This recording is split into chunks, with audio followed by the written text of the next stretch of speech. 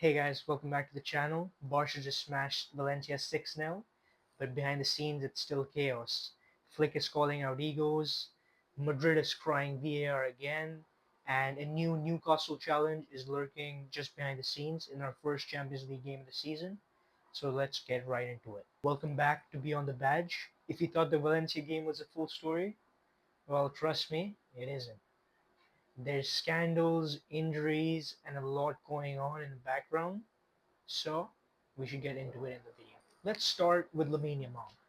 He's injured now, but the main story is about how Spain and Barca have historically handled younger players. Do you guys remember Pedri back in 2020 when that kid was playing a game every 3 days until his body literally gave up and we could literally see him just, his face, he just looked so old and fatigued.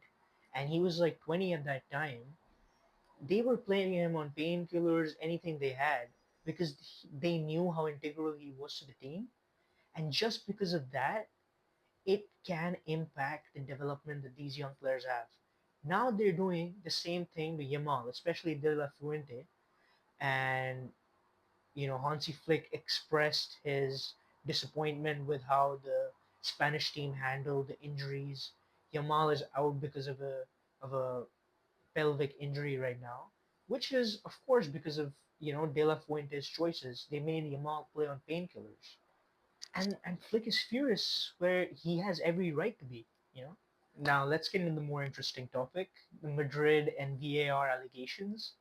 So while Barca are of course handling injuries and stuff like that, Madrid have again started another one of their own little dirty scandals, as I call it, and they're bringing back the already solved Negreira scandal that was there. Every call that doesn't go their way is suddenly a conspiracy. Even with the latest game they had against Martial, both the goals that they scored were literally penalties. All they're getting are penalties, and I don't know how they're still complaining about it. Any decision that doesn't go against them, they create a whole drama thing about it, and it's just how Real Madrid is as a club. They're focusing on Barca more than themselves, and like focusing on maybe having a better team, having better players in their lineup, training their players better. Even though they're getting better than last season, they need to change this mentality in order to have mental resilience to perform. But can we please talk about how good Fermin Lopez is? That kid is absolutely fearless.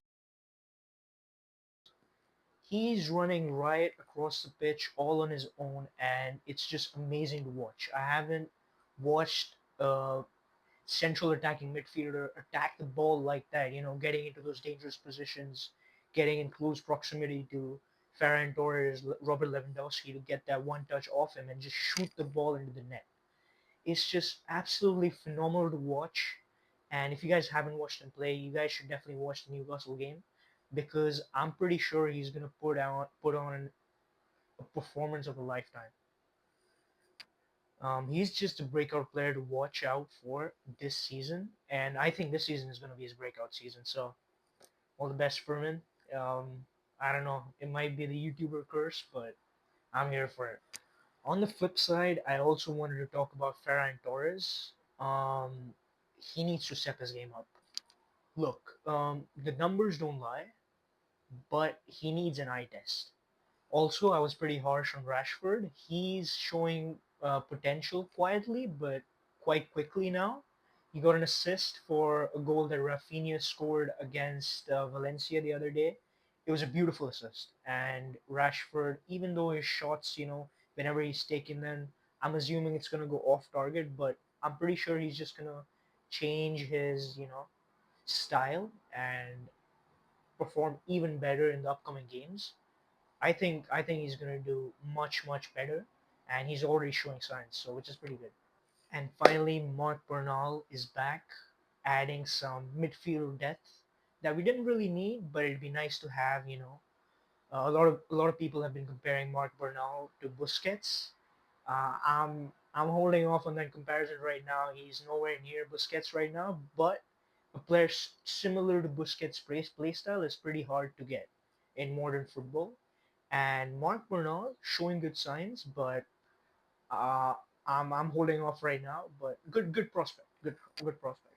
He might help out the back line since ever since Inigo Martinez's departure, the back line is looking a little bit shaky, which I think Newcastle will look to exploit in the upcoming game. And oh my god, and then there's Flick's bombshell that he dropped the other day. I think it was last week that there's some ego problems in the squad.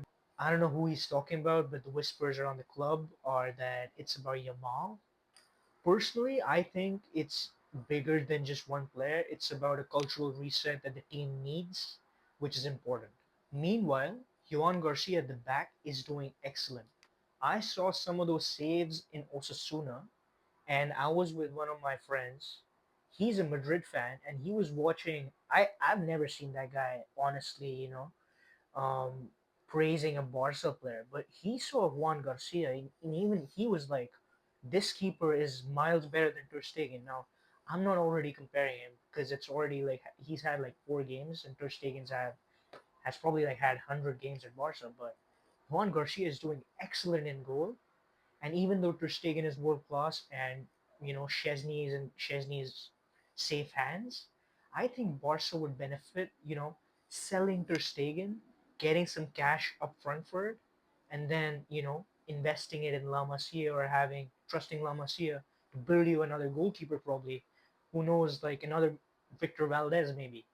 So I don't know. If I were at Barca, I'd question about Ter Stegen, selling Ter Stegen or not. It's a huge decision, but they need to make it because we're already struggling, signing players and stuff.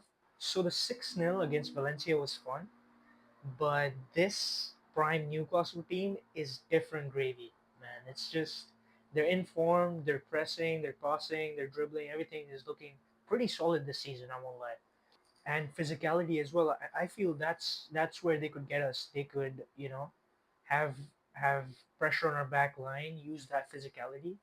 They might get the best of us. Who knows? But we'll have to check out the game to watch that. If you'd ask me, my prediction for the game would be like 4-1. I'd say. Fermin gets one, Rafinha gets two, and Leva, of course, stat pads the fourth one. With Newcastle putting in one late, that gives the overall scoreline 4-1. I think it should be a good game where we'd have control, but we're in for unexpected surprises with Newcastle. They're in form, they have that personality. First Champions League game of the season. Let's get into it. Visca Barça.